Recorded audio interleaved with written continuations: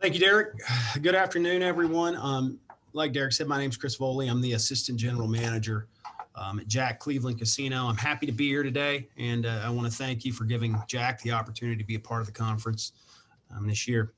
As the Assistant General Manager at Jack, my primary responsibilities are oversight with the front of house or guest facing departments, gaming as well as non-gaming, so table games, the slot department, food and beverage, certain aspects within marketing, and then all other non-gaming operational departments. And one of the most critical functions that we do, and one of the most important things within our company is our commitment to fostering responsible gaming, addressing problem gaming head on, and making sure that our guests play responsibly and that our team members are equipped with the tools and resources they need to identify potential problem gaming, and that it's front of mind at all times. And there are a variety of ways that we do this. I'm going to talk about three very quickly today.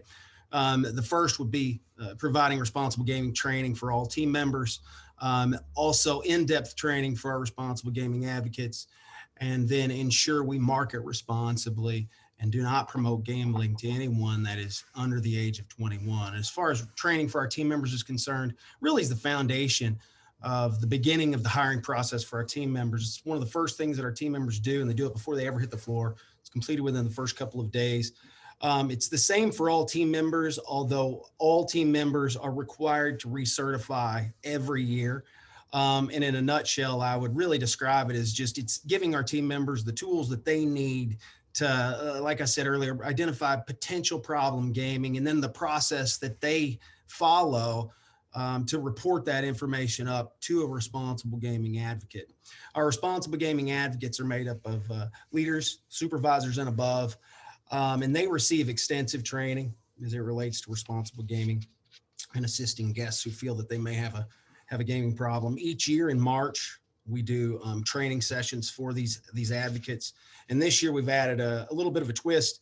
All of our responsible gaming advocates are going to attend this conference, actually. We believe it's a great opportunity to help them better understand responsible gaming, as well as give them some insight with mental health. Our responsible gaming advocates, they're equipped with multiple tools to provide options to our guests in need. Brochures with information related to problem gaming, treatment center information, self-exclusion information, as well as self-restriction information. What we've learned over the years is that when it comes down to a guest who we're having a conversation with regarding responsible gaming, the self-exclusion, in other words, banning themselves from the casinos, is a big step for someone, and it's a little bit overwhelming. And sometimes that creates no action from the guests. But the self-restriction options, which are giving the opportunities to restrict themselves from certain things, like a couple of examples would be check cashing privileges, or receiving marketing content, are a step in the right direction for the guest and exactly what they want. It doesn't seem so overwhelming to them that kind of turns them away. As far as marketing collateral is concerned, and making sure that we market to the appropriate age appropriate individuals, one of the things that that we do is we make sure that we do not provide marketing materials to anyone under the age of 21. Part of our responsible gaming training is to make sure that our team members understand all the actions that we take to make sure that no one under the age of 21 enters our facility, and the measures that we take to be diligent with that. From a security perspective, they're the front line to make sure that no one under the age of 21 gets into the building. They card or they ID every guest that walks through the building, and they receive extensive age enforcement training throughout the year to aid them with identifying individuals who are under 21, or potentially when someone is attempting to use a fraudulent ID. And for me personally, I want to share a quick story just to share kind of what responsible gaming means to me. It's something that's really important to me and kind of near and dear to my heart. About 8 years ago or so, a pretty good friend of mine, in fact, a very close friend of mine, reached out to me and told me that she had a gaming problem. And in fact, she had lost quite a bit of money that her family didn't have. She had lied to her husband. She felt like she really didn't have any way out. Thankfully, she had the wherewithal to give me a call and, use me as a resource. I was able to help her get some help that she needed. She rather quickly was able to turn her life around, mended the relationship with her husband. And she's doing very well today. And the reason I share that with you is because sometimes we think about responsible gaming as being very transactional. We make sure we check all the boxes. And I would encourage everyone that's on the phone or on this call that has interactions with guests on a regular basis to not be transactional, but to look at the people that are in front of you. Even though you may not know them, you need to look at them like they're your friend, because they're important to someone. And if you show them that you care, you can have a tremendous impact on their life. And I know firsthand, I've seen it firsthand. So thank you for listening. And now I'm going to introduce our speakers today. Jody Bechtold, LC, SW, ICGC2, BACC, is licensed in the state of Pennsylvania and is the CEO of the Better Institute. Jody has been treating individuals with gaming disorder and or their families for over 15 years. She has also delivered clinical trainings, conference presentations, and webinars on problem gaming for the last 10 plus years. Dr. Alyssa Wilson, PhD, BCBAD, is an associate professor and department chair of applied behavior analysis at the Chicago School of Professional Psychology in Southern California. Dr. Wilson has published her peer-reviewed articles and book chapters on interdisciplinary approaches to gambling etiology, assessment, and treatment. She has delivered over 50 national and international presentations and workshops related to gambling, assessment, and treatment. So thank you.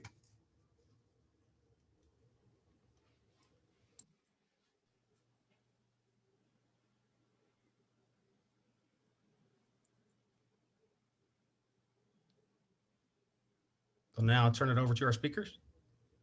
Okay, thank you. I will share my screen and we will get started.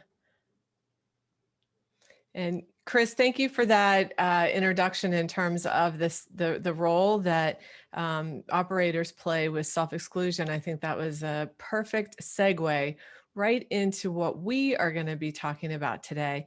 And we're going to talk about self-exclusion from the clinical side and how to be able to use it as a clinical intervention. So let's go ahead and get started. I want to say thank you so much to PGNO for the opportunity to present today. This is a real pleasure. I know I've been able to do this in the past, but not at the actual conference. So thank you so much for the opportunity.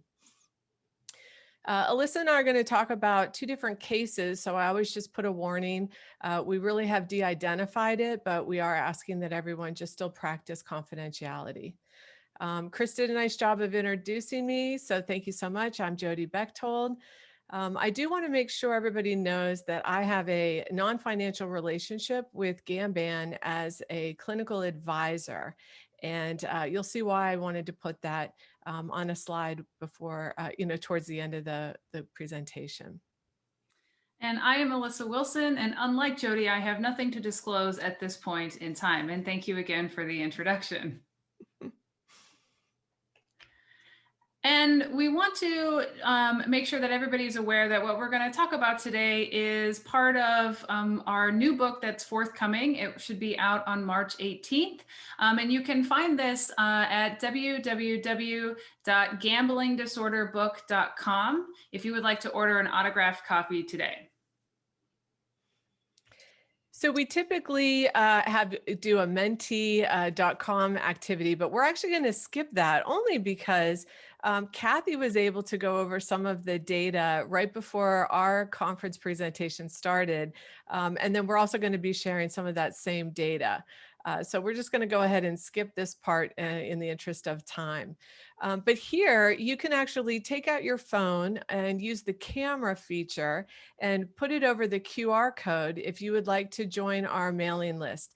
Again, this is one way to stay in touch with what we're doing in terms of different webinars, our handbook that's coming out, and any other trainings that we are doing. So we'd love to hear from you. So to begin, we are going to cover today our chapter on harm reduction approaches across the continuum. And we always start every chapter with a quote. And in this quote, or in this chapter, our quote is, "Every choice must reduce harm, not increase harm." And this is something that we're going to come back to throughout our time today when talking about how to use harm reduction and self-exclusion as a way to reduce harm in clinical practice. So to begin our conversation, it's always best to start with a definition of what we're talking about. And harm reduction really is an array of policies, programs, and strategies that can be used to reduce negative consequences related to gambling or other types of behaviors. Now, harm reduction started within a substance use treatment capacity, and it has now been used in gambling as well.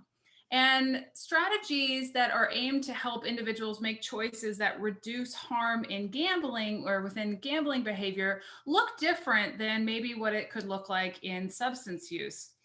And all strategies, if we're going to talk about harm reduction, again, remember, must lead to reducing harm rather than increasing harm. Hopefully you all are noticing a trend. Now, to begin, harm reduction strategies for gambling often include responsible gambling, such as those discussed by Chris earlier, right? This can be including education about gambling, talking to people within the casino or other forms of venues about what problem or disorder gambling look like. It can also include helplines and kind of spreading awareness about helplines and how to access help. It can also include setting limits while gambling. This can include like loss limits. So after I lose X amount of money, I'm going to leave. It could also include time limits. Like after I spend X amount of time, I'm going to leave. Or cool off periods, right? So after I spend X amount of time, maybe I don't leave, but I'm going to get up from my machine, walk around, maybe have a cup of coffee, maybe go get something to eat or have a conversation with somebody, but something to where I'm stopping gambling in some regard and then just returning back to it maybe, but there's not this chasing back to it. There isn't this pull towards spending more money, spending more time, etc. And we've seen this show up in the online world as well, where the software is able to help individuals, limit their losses, limit their time engaging online, and even signing up for periods of time to not even have access as a way of cooling off. So technology has actually helped promote what we've actually been working on in the brick and mortar space. Yeah, absolutely. And finally, something that people often forget to include as a harm reduction strategy is self-exclusion programs. And self-exclusion programs can include excluding from casinos or lotteries, or even online or internet types of access to gambling, stuff like we'll talk about later today, how to like banning software on all devices, etc. And most folks don't realize that this is self-exclusion is harm reduction, but it definitely is, because when done correctly, self-exclusion does limit or reduce the amount of harm. Now, when we consider this across a spectrum, or the continuum rather, we can think about it in terms of on one side, right, responsible gambling or harm reduction strategies, wherein now an individual can maybe limit the amount of days they gamble or amount of time or money one spends, or even, as Jody alluded to earlier, the structure that the gaming industry puts onto the games themselves that then have pop-up warnings or cool-off periods, or even now the messages that pop up and say, hey, go time for a coffee break, right? And so that can be on one side of the continuum. And on the other side of the continuum, we can think of self-exclusion practices or even abstinence-based practices.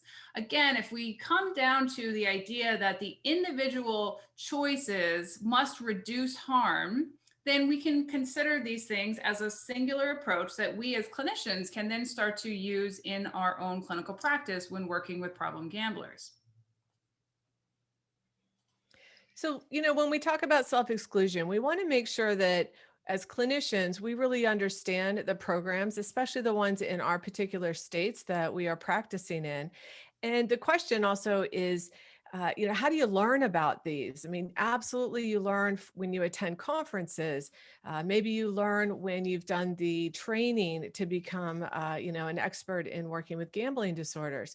But it's really important that we continue to help the clinical field make sure that they fully understand how the self-exclusion programs operate. And we're talking now, not just the brick and mortar, but also online, and how does self-exclusion work in those different, ways of gambling.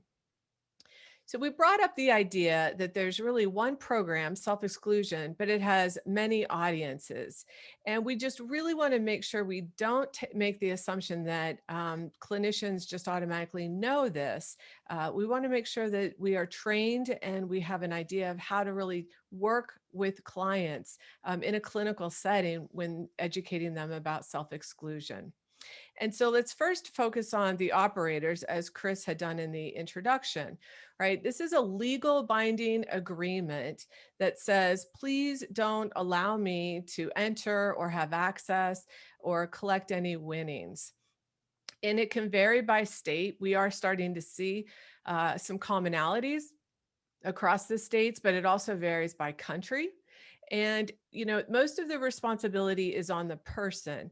And from a clinical perspective, that's really what we want to help our clients understand, is that self-exclusion is a way to put distance between that impulsive thought and the ability to act on it.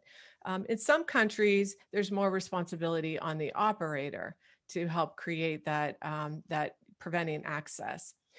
We know that many people will self-exclude after they have visited the establishment, they have gone online, they've had a period of time where they have actually been gambling. But we also know that there are individuals in recovery that will sign up for self-exclusion on anything that is, expanded, legalized gambling as a way of continuing to protect their recovery. And so we think about self-exclusion and we talk about brick and mortar. And here we're really focusing on understanding, how do people sign up? What are the options? This is typically what we will see with the legalized gambling. And then now we're starting to see a lot more with the online gambling websites. Again, these are also the legal sites. They're the ones that potentially individuals, when they self-exclude from a physical brick and mortar, they can also opt in to self-exclude from online. Again, I know Ohio is talking about online at the time of this and not fully operational, but an example in Pennsylvania where I practice is we have self-exclusion for all of the casinos and the online apps that the casinos control. But then we also have the lottery that has an online presence. And so we've got to make sure that as clinicians, we're educating our clients on all the different forms and ways of self-excluding. We can't just assume that we exclude one place one time and it covers for a lot of different points of access. So we're starting to see that we got to know a lot more about all of these different programs in order to help our clients prevent that access that they're asking for. And from the operator's perspective, really they're looking to make sure that they legally, offer the program and that they manage it, that there could be penalties if they don't enforce self-exclusion, and they really practice their due diligence to monitor who's coming in and what type of access they have. This is absolutely something to, it's part of the responsible gaming initiative to prevent or minimize gambling related harms. But what about individual users? How do they find out about self-exclusion? Right? Well, we do know that for some, they'll learn about it because they have been to the gambling establishments and they've seen the pamphlets, they've seen the different, helpline numbers, or maybe they've even called the helpline number and someone has said, do you know anything about self-exclusion? We do also know that there are a lot of myths preventing individuals from signing up. I don't know about you, but in my clinical practice, I have heard people say, I don't want to sign up for it because then my picture is on a public website. And that's actually completely false. There is nothing that is put publicly because, again, this is a self-initiated sign up and it's voluntary. I've had clients that have said, I don't want to sign up for self-exclusion because someday somebody I know might get married and have their wedding reception at a casino and then I couldn't go. And, again, we can easily take that issue when that situation comes up and deal with it that way. And then the family is also, they want their loved one to sign up potentially, but family can't force this. Again, it must be a voluntary program for the individual to willingly sign up. We have had family members that say, I'm willing to help you in certain ways if you agree to signing up, but it still has to be a very voluntary act on the individual's part. And then overall, what about the breach of the contract, right? Some people with brick and mortar could still possibly try and get in. They could change their appearance, wear a hat, all different kinds of things. And that is something clinically that we would be able to address with individuals as to why they felt the need to still break that contract. But it's a little bit trickier with breaking a contract with the online sites. How are they doing that contract break? Are they stealing someone's identity? Those kinds of things. These are some things we still have not even scratched the surface on as we continue to have expanded legalized gambling. But now we want to really focus on the treatment providers as the main audience for self-exclusion. And so the question becomes, where did you learn about self-exclusion programs, in the state that you practice? I learned when I did the 30-hour training, and I learned when we had the Gaming Control Board present some information at a conference. But it was really kind of the, what is it? And, we want to take that a step further. And it's not only what is it, but how do you help someone take action if they're ready and it's appropriate for them to take action? How do you talk to clients about self-exclusion? Do you have the confidence in talking to them and giving them some education around their options and their choices? And then also, what happens about when do you talk to clients? We want to make sure this is more than just a question, yes or no at intake. We want to understand, when is the client ready to, act on self-exclusion if it's appropriate. For many people, it's not early on in the treatment relationship that they are ready for self-exclusion. It might take quite some time to really discuss and understand. And so as treatment providers, we must learn more about the self-exclusion programs where we practice to have that confidence and to be able to really walk our clients through how to do that. And we are going to be sharing some of that with you a little bit later. So also want to understand what the research says about self-exclusion. And research to date on self-exclusion is commonly found nestled in the discussions on responsible gambling and tends to include various aspects of behavioral characteristics, limit setting, game design, other forms of responsible gaming initiatives, etc.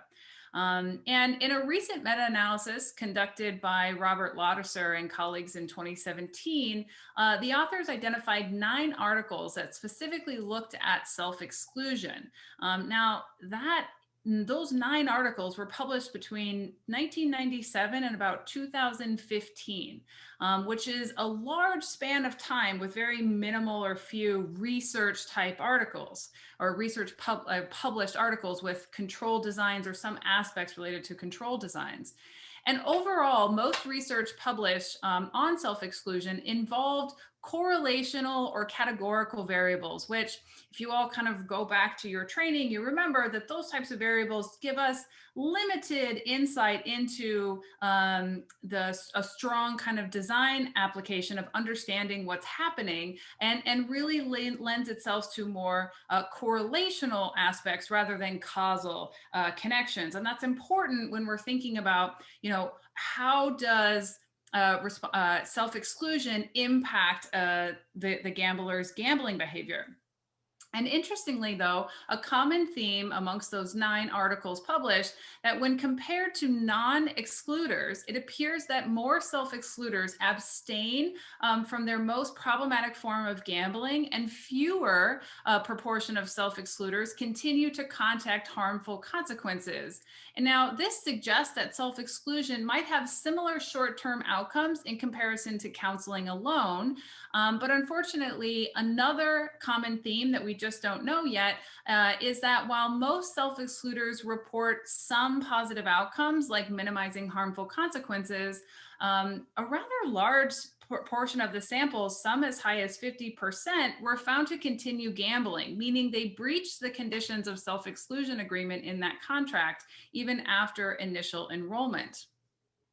And another interesting piece on the literature is that there are some research teams that are trying to determine if you can predict when somebody will self-exclude based on their gambling behavior, particularly now with this kind of online push, and also, even brick and mortar establishments using like player cards. And so if you can predict when somebody is going to self-exclude, maybe that is when we can intervene sooner and not wait for them to initiate the self-exclusion process.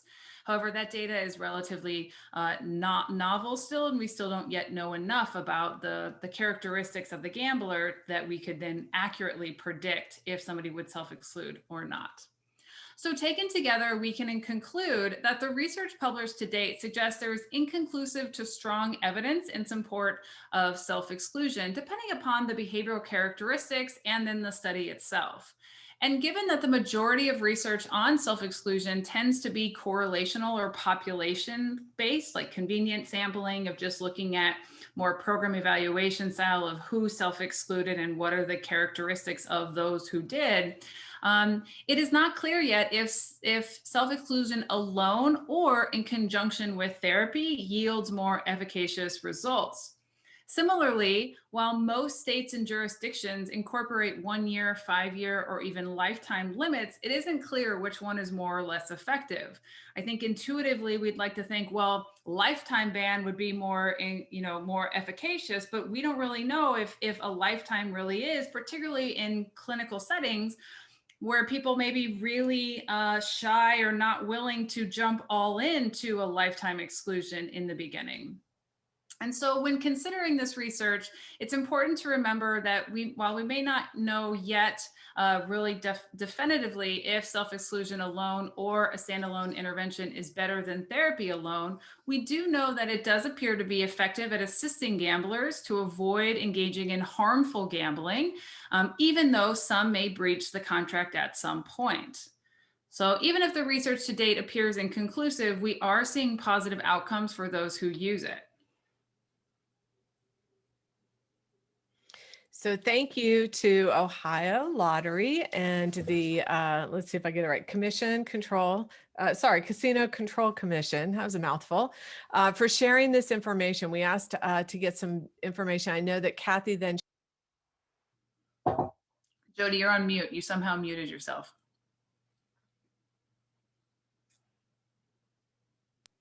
Thank you. We love those faux pas, right? Makes it real. Sorry about that. I don't know what I clicked. So thank you for Kathy. She shared some of these numbers at the lunch break. So this isn't really talking about if something's effective or not. This is really giving some insight. And I look at this from a clinical perspective in terms of who's typically signing up. So we definitely are seeing more male than female. And we're seeing, a large number, but, under 30 up to 50, but that 31 to 50 age range. And I would look at that when I think about my own clinical practice, that's when people have been gambling for a considerable amount of time and are really experiencing some negative consequences due to their gambling. And they're more likely or willing to consider the voluntary self-exclusion. I'm not surprised at all to see 1 year as the majority. Again, from a clinical perspective, just getting people to commit to 1 year is much more manageable than them committing or even understanding if they could commit to 5 years, let alone lifetime. So I think these numbers are very consistent with what I'm used to seeing. So I wanted to share what Pennsylvania has provided. Again, you're going to see more male than female. You're going to see almost the same age grouping as the majority. They've categorized age a little bit different. But looking at that 26 to 44, even 54, we're going to get some of the younger individuals with the sports betting, and then we're going to see a lot more of the continued gambling that is becoming increasingly more problematic. Again, supporting what Ohio's numbers are showing, the majority of people are signing up for 1 year. And Kathy had shared that in June, some people had, taken themselves off the 1 year when it was expired, only to then turn around rather soon and sign back up. And I know from my work with Pennsylvania, they saw the same exact kind of trends. There's something about waiting until that 1 year is up to think that the individual can gamble responsibly again. Then they attempt to gamble responsibly. And for many, they realize they have already crossed that line. And so then they sign up again. So again, very similar. I thought that was really helpful to compare two states in terms of how self-exclusion is working in terms of the numbers. But what does that mean for us clinically? Really being able to look at and consider when you have people that you're clinically working with, do they fit these demographics? Maybe, maybe not, and just how you have that conversation. And now the illegal gambling websites, right? We wish these didn't exist, but they do. And so think about working with clients who finally say, yes, I want to sign up for self-exclusion. And we have them sign up for the ones that are state run through the legal sites and the brick and mortar that are legal. How do you then protect them from the illegal? And Alyssa and I have talked several times in our book, we're always trying to help clients close all the doors. And so that tends to be a phrase that is very helpful. When someone really wants to self-exclude, how do we help them identify every door that's open and help them close it? And for many, the illegal websites are also one of the doors. And if any of you have any tips and tricks about one of the doors that is the bookie that you can text, that's another door that we have to crack that code on.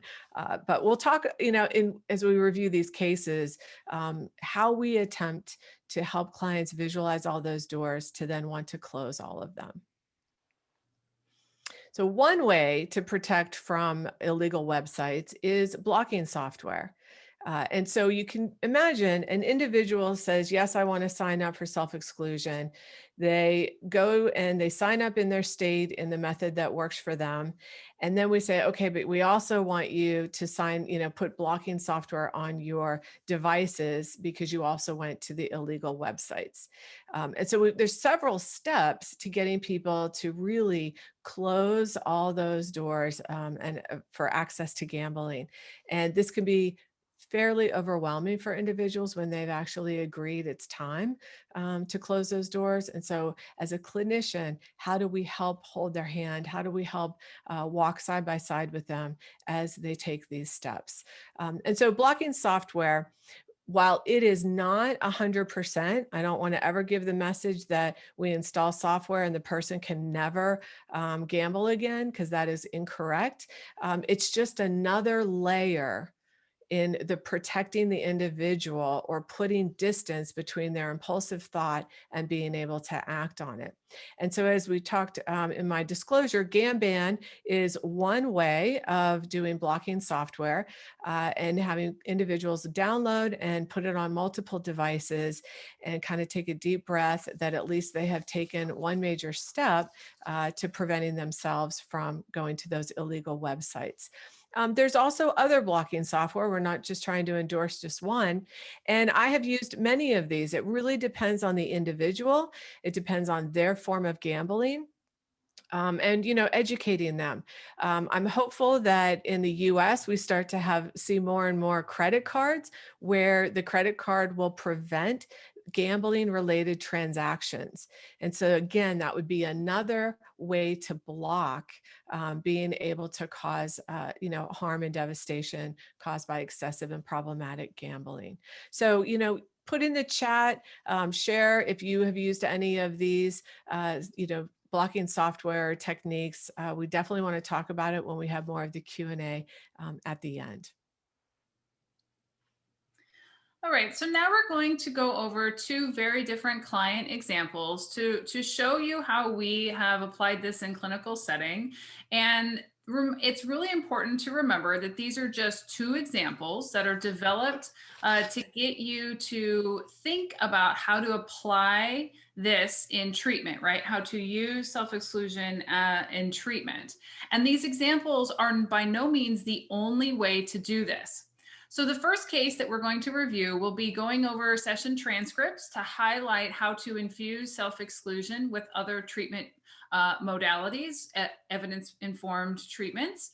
And so first we'll go through the transcript and then follow up with a showcasing treatment intervention strategies, as well as self-exclusion as an intervention in and of itself. So the therapist says to the client, "Why did you relapse? What was different about this time from the last time?" And the client responds, "I didn't self-exclude." Therapist then responds, "What is stopping you right now from self-excluding?" Client, "I can't surrender to it." Therapist, "Gambling is about control until you lose control, while surrender is the act of losing control." And continue discussing surrender and control. And it doesn't include here just for brevity. The therapist then follows up with asking, "Who are you if you are not a gambler?" Client responds, "I am afraid to find out who I am really." A few sessions later, the client starts saying some similar things about gambling urges and wanting to gamble again. Therapist, "You mentioned how your gambling has impacted your relationship. If you self-excluded, how would that help your relationship?" Client responds, "It would help a lot, actually. It would probably get better." Therapist, "What is your plan for when your partner gets healthy?" The client doesn't respond, just sits there with the question lingering over them. Therapist, "Okay, try and visualize what will happen if your partner moves out. Visualize moving out of your house and into a different apartment, unpacking all of your stuff. What does your new apartment look like? What does your day-to-day look like? Client responds, I don't want to picture this. This was never one of the options. And within a few weeks, the client reported back to the therapist that they had self-excluded and sent the therapist screenshots and opted for lifetime self-exclusion. So in this example, what do you notice? Feel free to put in the chat some of the things that you notice. Hopefully, some of those things that you notice are the client's ambivalence, avoidance strategies, right? Not thinking about who the client is if they're not a gambler, not thinking about what happens if the partner moves out, right? You notice that ambivalence, the avoidance strategies here. Maybe you even notice this in some of your own clients when you talk about what's going to happen if the partner gets healthy or moves out or does something because of the client's gambling. Maybe you also then notice the therapist's continued discussion around self-exclusion. Notice how the therapist took an alliance type of stance, asking questions, right? The therapist first says, what is stopping you right now from self-excluding? What is getting in the way? And then later on, when they follow up, the therapist then says, you mentioned how your gambling has impacted your relationship. If you self-excluded, how would that help your relationship? Notice how the therapist is saying this in a way that isn't you need to, or it would be better if you did self-exclude, but rather using it as a tool, just like other evidence-informed practices, of proposing it to the client as a question. How would your life be different if you self-excluded? And then maybe you also notice that the therapist is now also infusing the conversation around self-exclusion into other evidence-informed practices. Maybe you've identified that the therapist was using imaginal desensitization, right? Having the client visualize what would happen if the partner moves out, visualizing packing up your stuff, moving out. What does that new apartment look like? Maybe you also notice some of the therapist moves of using motivational interviewing. And I'm an acty person, so I notice the act stuff right away, right? Who would you be if you weren't a gambler? How does the gambling get in your way of the values of being closer to your partner? And maybe you also notice how just in that those tips and using evidence-informed practices, in addition to the conversation of, hey, maybe self-exclusion can be part of your recovery path, the client then engages in self-exclusion voluntarily, right? This goes back to what Jody said earlier. This is a voluntary move. This is not something that we as clinicians push on the client, but it's something that the client voluntarily engages in. So, taken as a whole, can you see how self-exclusion can be included in your clinical practice as another clinical intervention strategy that is used right alongside as your other evidence-informed practices, your motivational interviewing, maybe ACT or CBT, or brief solution focused, or psychoanalytic intervention strategies, whatever it is that you typically do in therapy. Notice how self-exclusion now just can kind of come right up alongside, and it's infused just like anything else that you are using with your clients.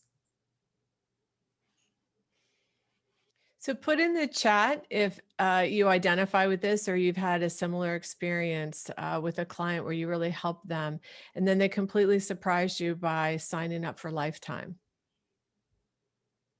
So I think that really stood out with this case was, typically we would think just get someone to agree to 1 year. And you can see the whole issue of control versus surrender. And yet this person appears to have signed up for lifetime so that they weren't counting down the days when the 1 year came up again. And so sometimes that it's a big step, but they know that they needed it. Okay. Great. So we're starting to see some things in the chat. Yeah. Yep, great. The views, the misperceptions, really finding those discrepancies with how they're behaving and what they really want. Super helpful to identify that and get them to see that. So let's move to the second case. And I know we're going to have a lot of question and comments at the end of the presentation. And so this one's a really different one from the first case. Okay, wait, we still have some people in chat. This is good. All right. A few people signed up for 1 year and then signed up for 5 year. Okay. Basically stated they wanted to get their finances in order. Exactly. Oftentimes, you can, nudge people that 1 year would be just enough for them to, work on their financial situation, and then they can decide at that point. Yeah, and sometimes people might even do 5 years. But again, going back to the numbers that both Ohio and Pennsylvania are showing, 1 year is enough just to get people, to put a little bit of distance. Let them, reduce their choices that are harmful for just 1 year. So now let's talk about this case number 2, and see if any of you can identify with this. There was an online sports bettor that their first time in therapy didn't really follow many of the therapist recommendations, including the conversation around self-exclusion. And you'll see if you have individuals in your practice like I'm seeing, we're starting to see a lot more of the online sports bettors. The sports betting, they tend to be a little bit younger. We're still seeing that 26 to 34 age range. And there's something about, I just don't, I can kick this on my own. It's really not that severe. And so I've really practiced myself working hard to make sure that I keep the door open for people to come back to therapy, and really just letting them know that, I'm always here for you. I'm glad you kicked it, in quotes. And if you ever need anything, please, it's a judgment-free zone. Don't let the shame keep you hiding or anything and not asking for help. And I had, and this client, it was a very similar situation. So after feeling like he had kicked it, 9 months later, returned after what he considered a severe relapse. And the therapist said, what are you willing to do differently this time? And the client said, anything, anything you suggest. Right. And here we introduce the doors again. Well, let's talk about closing all the doors. And we spent time educating on self-exclusion, and reminding the individual what self-exclusion was in that state, what blocking software looked like. And he also mentioned that he needed to ban himself from several websites. And so really just having this open conversation allows individuals to explore with you all of the doors that you might not even be aware of. And so what ended up happening is the individual said, I will do self-exclusion, I will do banning software, and download software on devices as part of my homework, right? So I'd like to encourage you to build in some sort of accountability as part of support. Like case number 1, the person texted a picture of saying, I did it. Because sometimes they commit to it during the session, but then the ambivalence creeps in again in between those sessions. So any way you can kind of do that supportive accountability is also very helpful. And so here's what happened. The individual in between sessions went to the Pennsylvania website, which is responsibleplay.pa.gov, and was able to do self-exclusion online. And I found this particularly helpful because it was during the COVID time when things, were closed. And so, going to an actual brick and mortar to self-exclude wasn't an option. They also installed Gamban, and then he stated he wanted to delete apps off his smartphone. And that was a door that I hadn't even thought about, at that time, but he had already taken the initiative to do that. And so when the individual came back for this session, we started talking a lot more about what it felt like, right? And being able to process that in the session. And I had to put this in quotes because I've never heard it quite this way. But the individual said that when they signed up for responsibleplay.pa.gov for all the self-exclusion, he said, after I got past feeling like I was signing myself up for Megan's Law list, I felt relieved.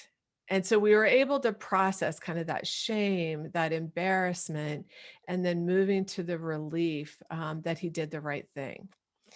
And in this session, as we're processing, he said, but the thing that's still holding me back is there are 2 illegal websites that self-exclusion doesn't work for because they're illegal.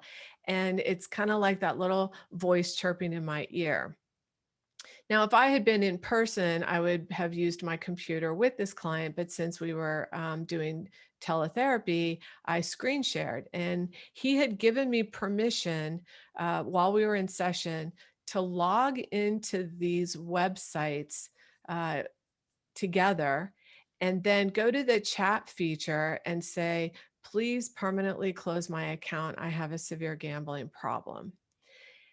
Now that's pretty bold when you think about it. But this individual just kept saying, I don't feel like I've closed all the doors. This is still, chirping at me and nudging me. And so we did this. And as we come back to additional sessions, we're really able to process what it felt like to sign up for self-exclusion. And he said, I can't tell you enough how much screen sharing and logging on to those websites saved me. It was this toxic relationship that I just didn't know how to break up with. And you helped me break up with that illegal site. And he went on to talk about how it had been this kind of pride that he had been on this website from its early inceptions. He felt kind of, like I was one of the first. And so just getting to that point of breaking up was a very big step for him. And so just tossing around how you use metaphors to help people find that relief and that comfort after making such a big decision is really important. And so as you can see, 2 extremely different cases that when someone is ready to take that next step and self-exclusion is an appropriate step for them, it's not enough to just say, why don't you sign up for self-exclusion? We really have to help them understand what to do, how to have that confidence that we know what we're talking about so that they have confidence that they can follow through with it. And thank you in the chat. You're right. Readiness is key. And I would team that up with them believing that you know what you're talking about. And so from a clinical perspective, I think it is really imperative that we all challenge ourselves to make sure that we stay on top of what is happening with the self-exclusion programs and ways to also help people with blocking software and other things for all the things that are online. And I saw in the chat earlier that someone else used the TrueLink Financial as a blocking mechanism. Absolutely. I totally endorse that as well. So I think these are really, really great, ways to block, and we've got to come up with more, right? And so I know that we're at the end with the questions and the comments. And so I really wanted to open it up to allow people to share a little bit more about, have you used self-exclusion? If not, what's been holding you back, and how we can really break through, because it really does help people create that distance between that impulsive thought and the ability to act on it. So in conclusion, self-exclusion is not just that operational program. It's really a clinical strategy or clinical intervention for us. And we're not sure about the research, right? It's very limited, but we do start to see at a, kind of our own qualitative level, that one client at a time, it actually does help them when they are ready to sign up and they have that confidence and that support to do so. And it really does approach, the legal forms of gambling, but also find ways to help address the illegal. Whether you go into those chat features with them and say, use the words, I have a severe gambling problem, as opposed to, please close my account. I think there's a big difference in that. If I say, please close my account, then does that mean I can come back and say, I'm ready again? But if they have it on record that it's a severe gambling problem, they're less likely to open up. But we don't know, right? And really, the application of self-exclusion does require us to have that understanding of what that program is, as well as being able to use it with what we already do with other evidence-informed treatment approaches. So here is the book. We'd really encourage you to consider ordering. We're only having a limited number of our books available that are author signed, and then the rest will always be available on Amazon. And, again, please feel free to join our mailing list. We don't send a lot of emails, so we won't bother you very much, but we would love to hear from you and keep connected and up to date. Okay, and this is how you can get a hold of me. And this is how you can get a hold of Alyssa. And at this point, I want to turn it back over to PG&O, and let's start talking about some questions. Great. And before we move to the Q&A section, I'm going to launch a poll question that will just help us verify attendance. So give me just a moment here to get that brought up.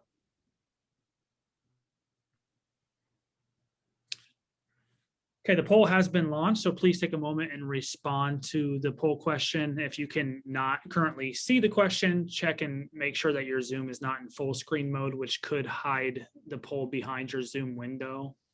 If you still cannot see and interact with the poll, then I will make sure that the poll question gets put into the chat as well. That way you can put your answer in the chat box. I am going to leave this poll open for a few minutes, and then I'll pass it over to Mike Bizzelli, who will facilitate Q&A.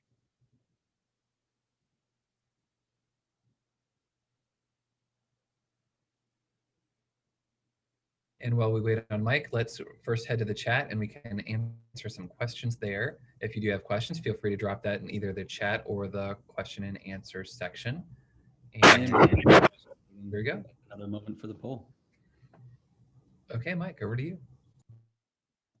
I'm curious, Jody, this isn't one from Jody and Alyssa. This isn't one from the Q&A, but I was thinking, because we hear often from clinicians in Ohio that a big trigger when someone is gamble free for a certain period of time, a trigger might be an advertisement or a free play that comes in the mail.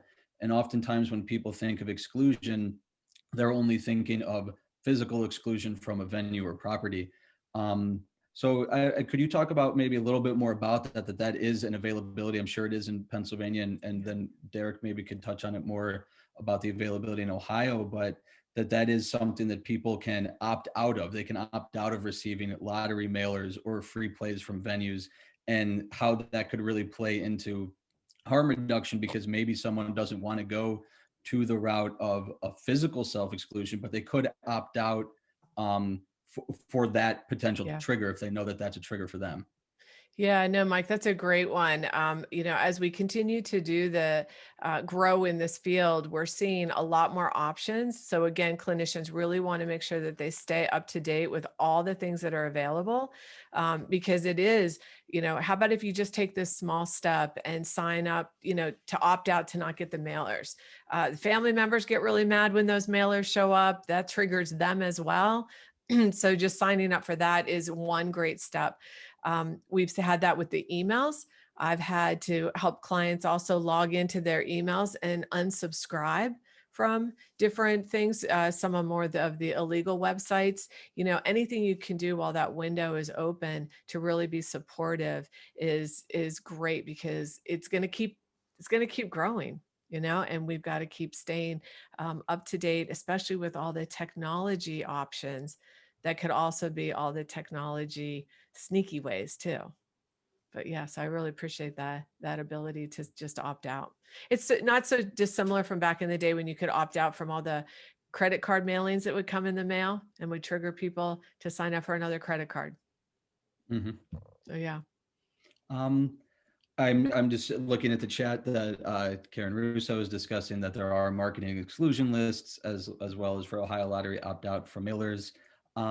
Could you both maybe go into a little, because you said you'd go into a little more detail about the different credit cards or debit cards that can have certain spendings? I know some of them have not only amounts but also days. If someone's susceptible to, say, maybe a Saturday, you can put dates on it and other things like that. Could you go a little more into those? Yeah. My experience has really been with the TrueLink financial card, really being able to give people a card that has their name on it. It's got the Visa logo. It acts like a credit card. It acts like a debit card.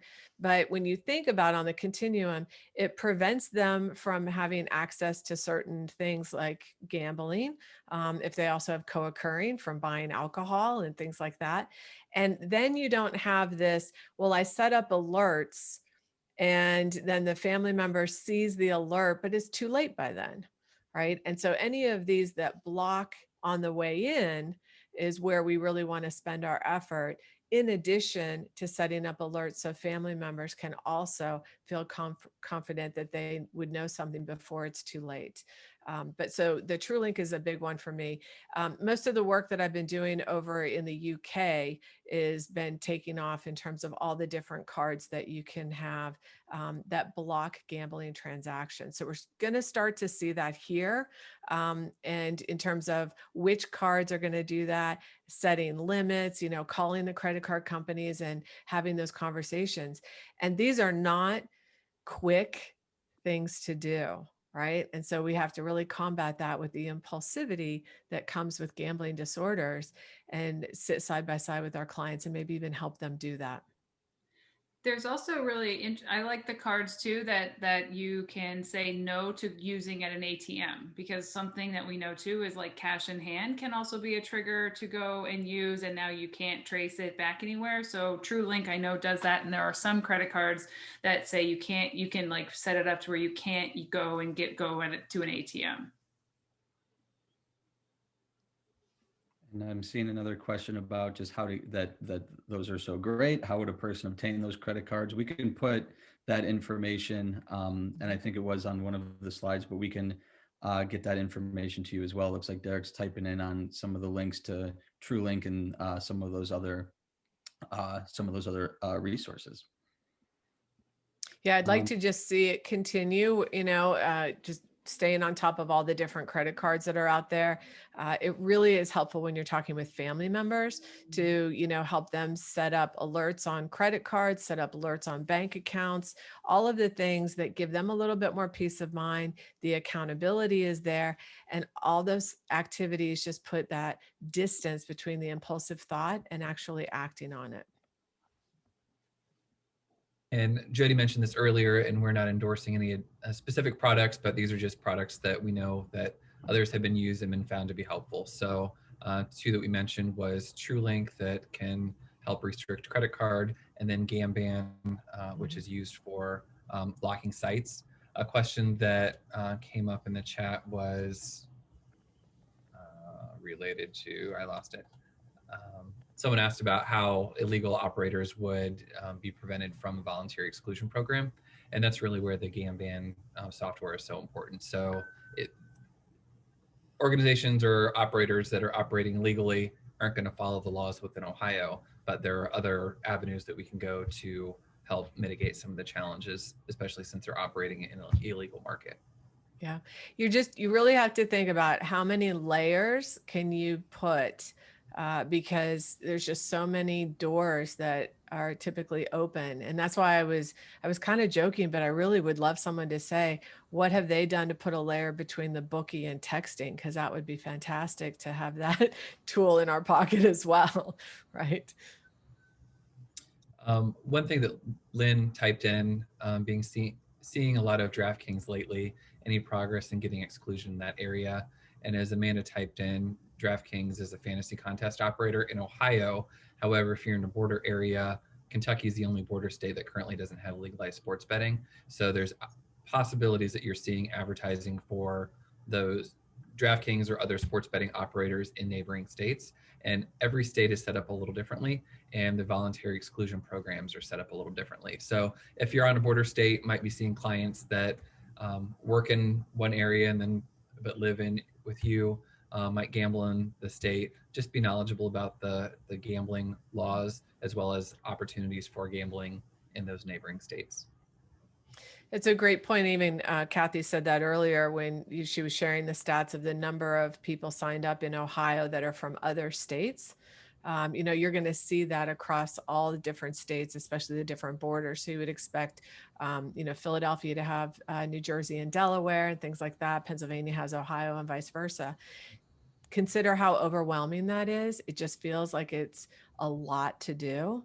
And again, as a clinician, that's our ability to kind of sit side by side and help people do this. It's no different than having a client come in with a stack of mail and they say, I can't even open up all my mail. Will you help me so that I can begin to address my finances? Self-exclusion is the same. People really don't want to have access when they finally have surrendered. And, it just takes one email or one text and they can really struggle. So whatever we can do to sit side by side is super helpful.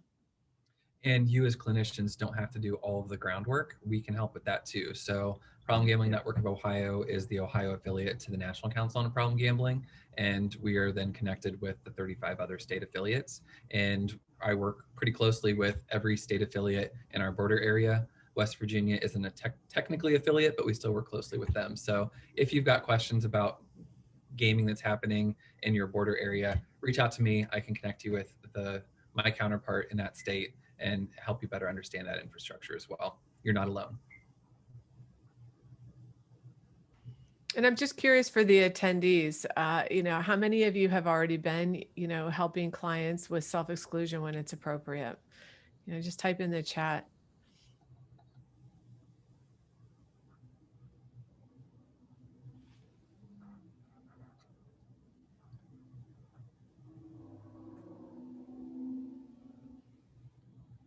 Okay, so we're starting to see a few. Yeah. And the timing is very different.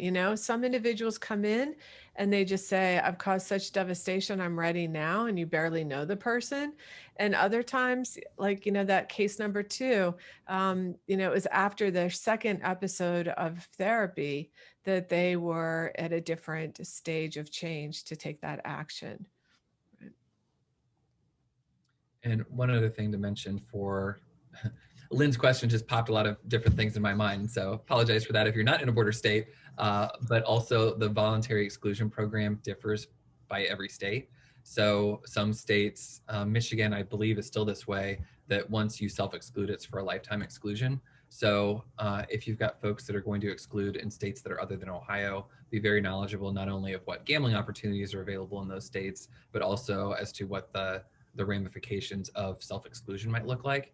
And Ohio is like every other state in that we do everything differently than everybody else. So just know the rules for you and for your clients when you're helping them navigate this, because it's hard for them to figure out as well. Yeah, these are good comments in the chat. Definitely see some clients that have come in and already self-excluded. And then I always ask, have you, broken that contract? Is also an interesting question, because somewhere, somehow that's a door, right? And so none of these, activities alone will prevent. And it's really important for us to communicate that to family members, because sometimes family members are just so desperate to say, please make all this madness stop for all of us. And they just want something to be that fix.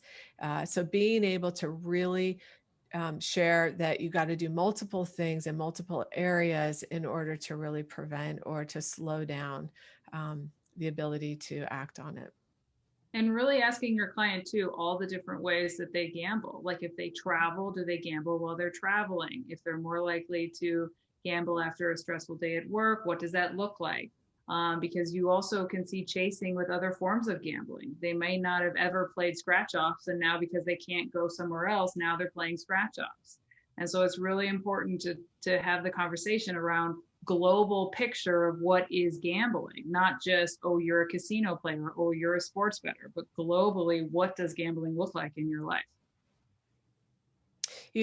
Somebody in the chat was talking about scratch offs, and that's a tough one, right? How do you just self-exclude or block yourself from scratch offs and lottery tickets?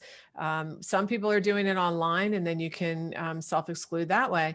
But again, so if you have the cards that don't allow gambling related transactions, then that's a way to potentially block scratch offs and the lottery tickets. People can still use cash, but then that's a whole nother topic and another chapter in our book on finances about, limiting carrying cash.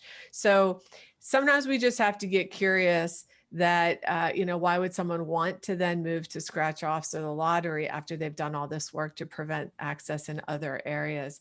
That's clinically useful as well. Mm-hmm. And yeah, somebody else talked about local casino, wants to stop, but wants to go to Vegas and cruise ships. I have experienced that as well. Right. Really just talking about what makes gambling somewhere else, responsible and controllable when it doesn't in, your local casino, and how to, put a harm reduction plan in place when people still want to gamble when they travel. How do they limit, time, limit money, all of that, so that they can still gamble, but not ruin their vacation? Are conversations we would have to have. And to Bill's point, he asked about if he excluded from Jack, they would exclude from other properties. Jack specifically only has 2 properties. They've got Jack Casino, Cleveland, and Thistledown. So they would be all part of Ohio's voluntary exclusion program. So when you exclude at one property in Ohio, then you exclude from all 11 properties. So that's certainly one thing to keep in mind. But also, if you say excluded a Penn property, know what those rules and restrictions are for them as well, because and knowing that there could be crossover, that if I excluded a Penn property, that means if I love the Tropicana in Vegas, then I may not be able to play there. But that's all part of the conversations that you need to have with them and that they're aware of, as well as just knowing what readiness looks like. And someone mentioned that earlier, that this is not the be all end all to solve everyone's gambling problem. This is one tool in the toolbox and a way to help those that are ready to make this step. Bill says there are other venues that do exclusion from all their properties worldwide. Absolutely, some do and some don't.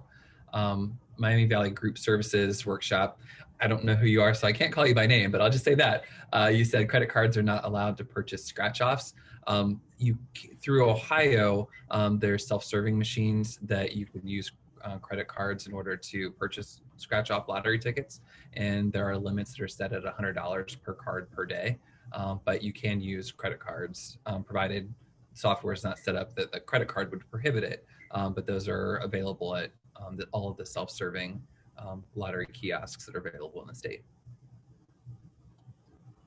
I think it's also important to remember too, that when you're talking to your clients around blocking software and closing the doors, it's also important to tell them all the alternatives that they can do that isn't gambling. right? That like how can they do other things? Like we're having all this, like, block this, don't do this. Like sometimes I've watched clients get smaller and smaller in their behavior because they're like, oh, there's a whole bunch of what I can't do. So it's also important to kind of have the conversation around what does your life look like when you aren't gambling, and how that's equally or more important.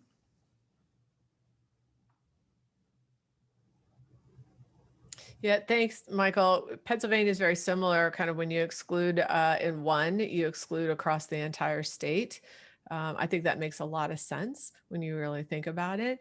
And then some will extend it worldwide. And I've had clients that were like, I can't believe I got a certified letter telling me that I'm banned worldwide. Right. And being able to say, you know, up front, by the way, when you do this, you're going to get a certified letter.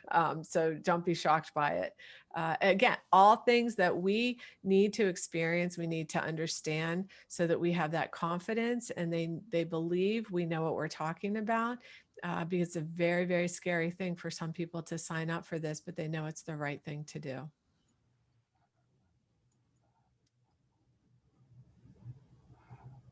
And Bill writes in to replace the old rituals with new ones. Nature abhors a vacuum. Thanks for that comment, Bill. And we've got a little bit of time left, about 9 more minutes left in this session, so feel free to drop in those questions.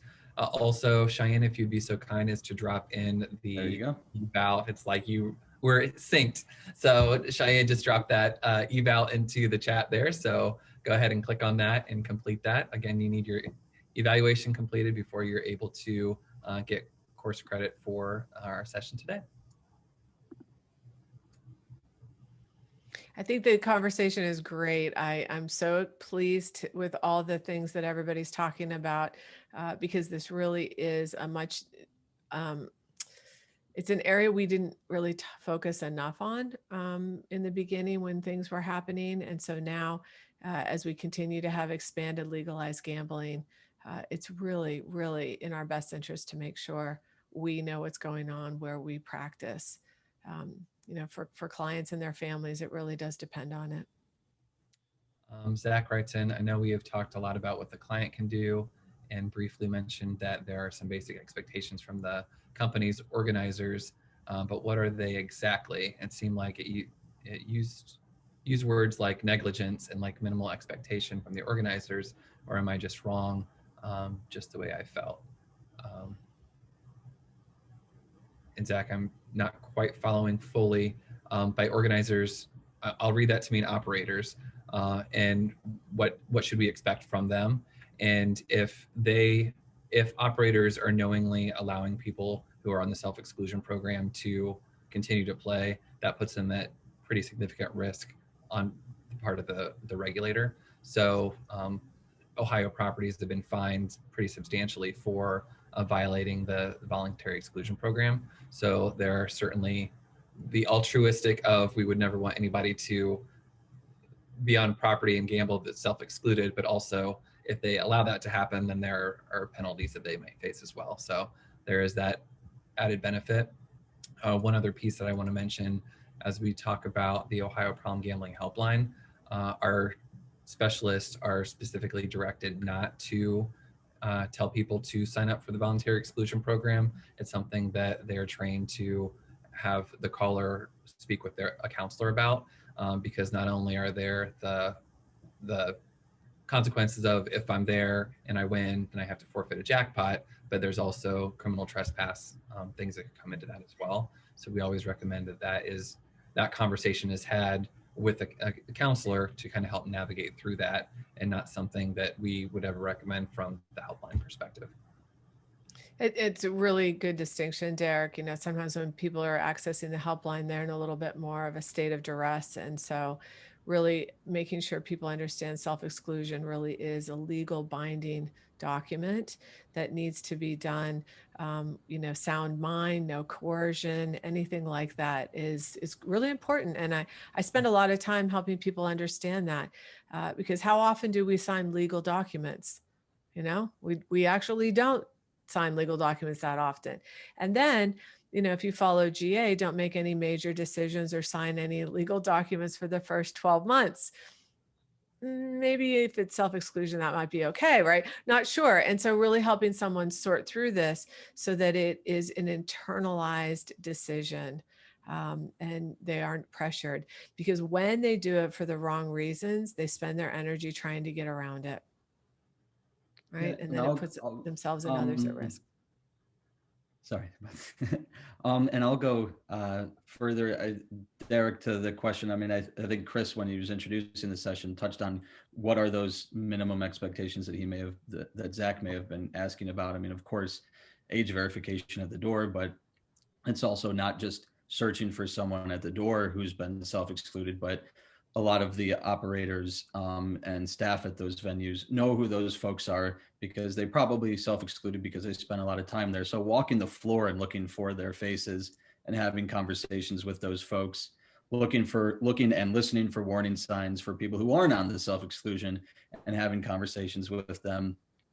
Just this year, because we put many of our trainings into virtual formats, a number of operators for the lottery and the Casino Control Commission went through our entire stage 1 training, which is 12 hours. So so it's also annual trainings.